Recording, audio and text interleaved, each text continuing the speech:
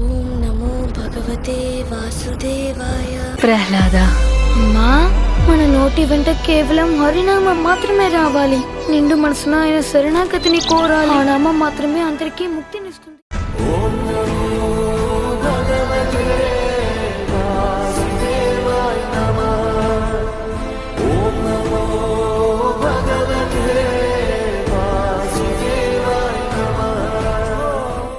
సంతానం కోరుకున్నావుగా, పొందావు.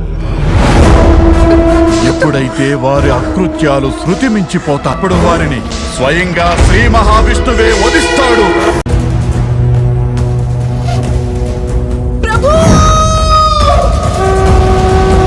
భూదేవిని ఈ స్థితి నుంచి కాపాడగలిగే వారెవరైనా ఉన్నారంటే అది కేవలం శ్రీ మహావిష్ణువే.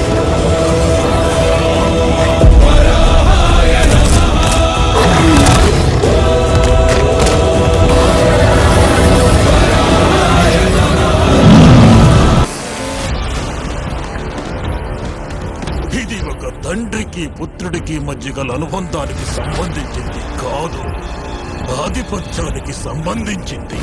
గుణగణాలే వినిపించాలి. ఎప్పుడు హిరణ్యకశిపుడే భగవంతుడు. పగలు గాని రాత్రి గాని నా మరణం గృహం లోపల గాని గృహం వెలుపల గాని అస్త్ర శస్త్రాల వల్ల గాని సజీవం. ప్రహ్లాద, నీ విష్ణువు అంతటా వ్యాపించి ఉంటాడు. అలా అయితే అతని స్తంభంలో కూడా ఉండాలిగా. అందులోనూ ఉన్నారు.